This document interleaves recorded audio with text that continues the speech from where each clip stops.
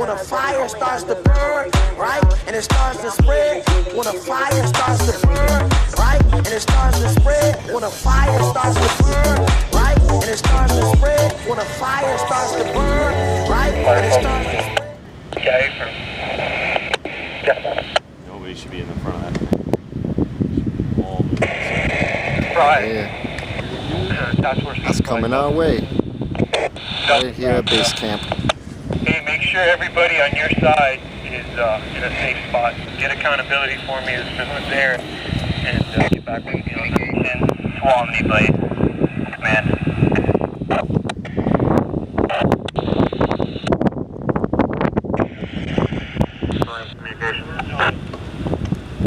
Nope. Can you relay a message to... And this is why I use AA battery flashlights like this Phoenix LD22.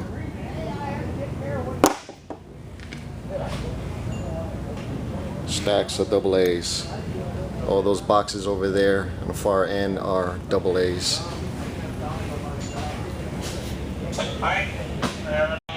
All these radios here operate on AA's because of Katrina. There's a stack of them.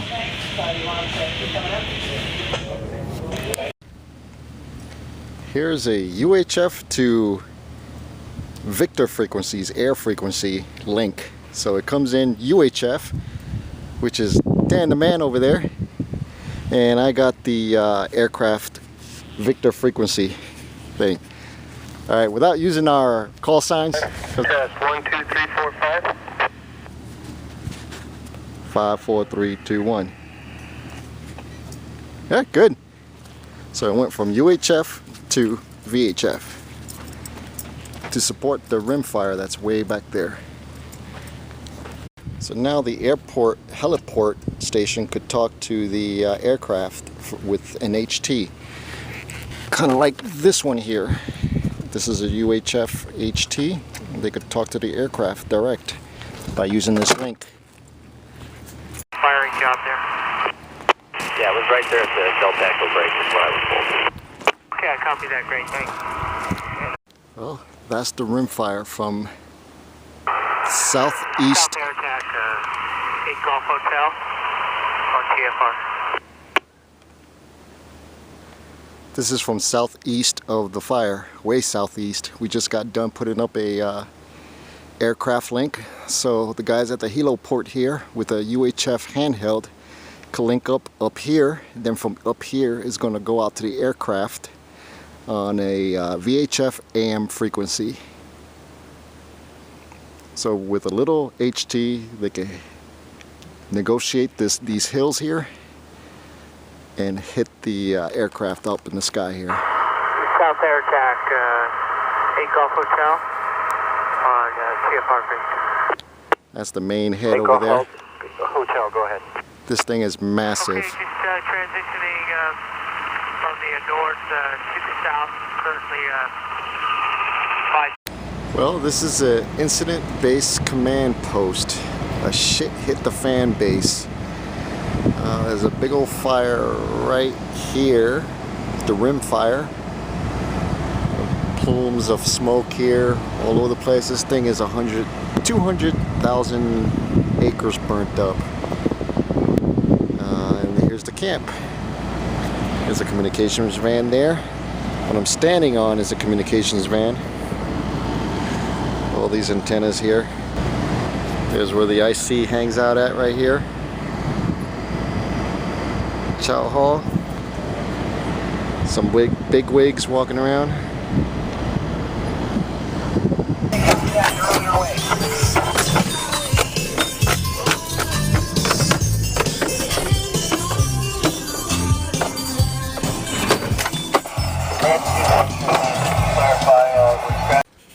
Well, here we are back at the rim fire over in central California in the Sierra Nevadas, and we just split this 6 repeater system into 2 separate nets. You see, we had 6 repeaters in different frequency in the VHF band, and we linked them all together to make one massive net that are linked together. If you come in on one repeater on the north side of the fire, you're going to hear it on the south side of the fire on another repeater.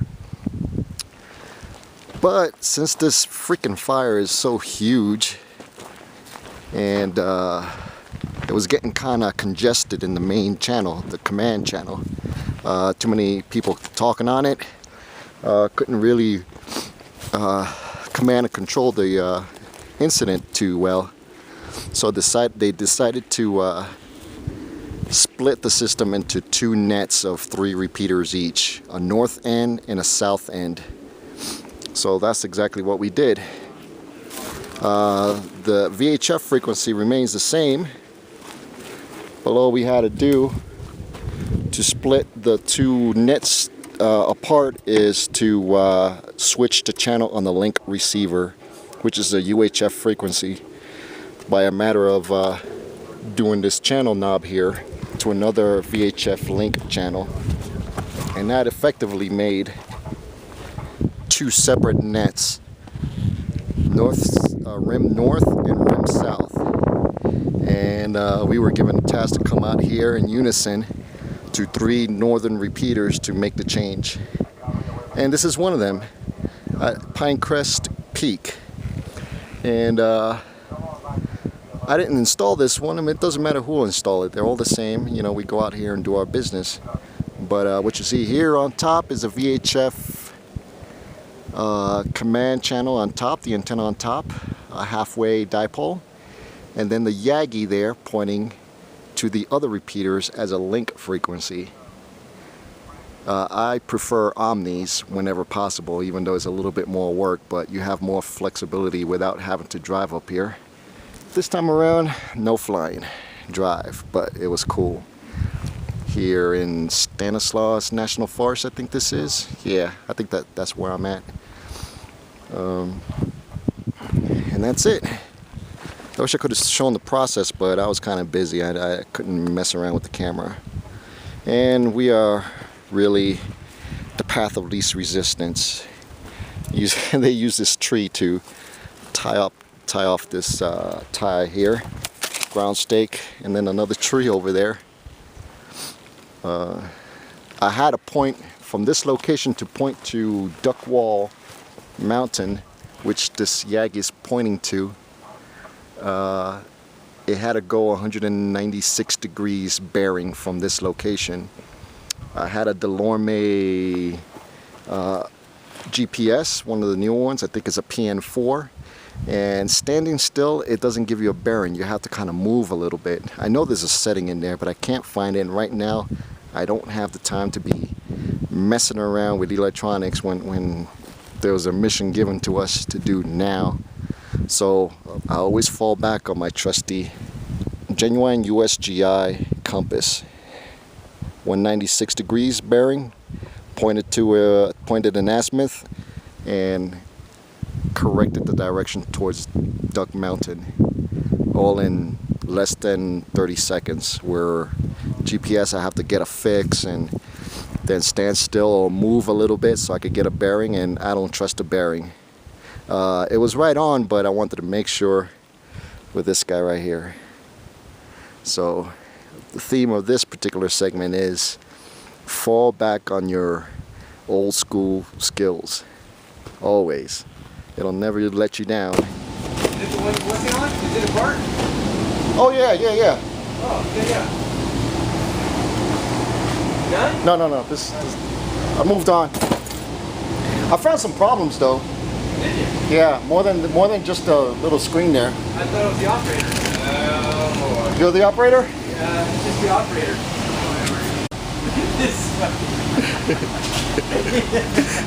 Yes, here's my radio. Yes, I do a good job. Yes. Remember that Mike Mills guy that used to work for Cal Fire? That was this guy right here. Yeah. You would have handed this to me this morning? It would have been funnier. Here you go, man. Look how pretty. There you go. Right on. We had to have some fun, you know. Yes, you have to have fun. Do you want to refresh? It's kind of weird. These semis are little sleepers where the crews could come in and sleep after they get done with their 16 or 24-hour shift out in the line. So all these are sleeper units. Crews are sleeping in there. I never did it because I like being independent. Tent or hammock. Time to do some laundry. It's been pretty stinky here. Believe it or not, these places got a mobile laundry place. These are all the laundry of the crews. All this is the prison inmates jumpsuits, orange. And that 18-wheeler there's got stacks and stacks of washing machines. Over here is mobile shower units. You just go in there, get cleaned up after a hard day's work, and shower up. And this one is pretty cool because they're like little individual shower stalls with a sink and a chair in it. Totally enclosed, is like your own little space. Some other ones are like a bunch of stalls with a shower curtain, and that's it. You're pretty much, you know, inside with a bunch of people in there in a way. It's separated by little stalls. This one is like little individual rooms.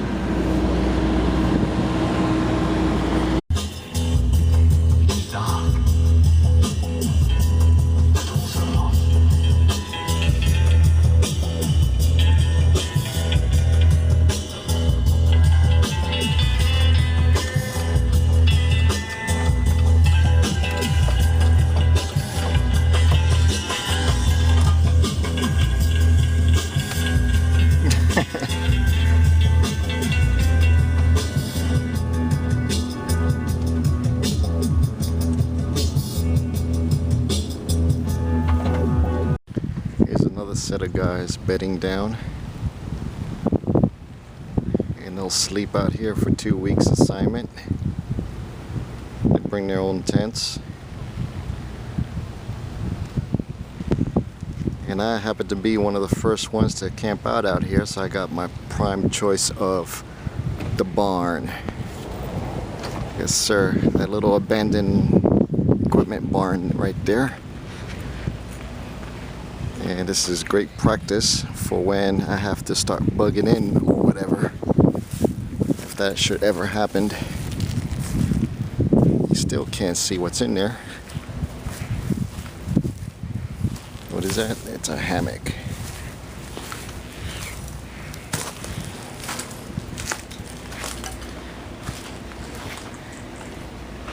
And this is where I'm shacking up at. So far it's been a week and a half and it's been great. Don't need to set up a tarp because I got a roof over my head, and that's all that matters. Nice ventilation.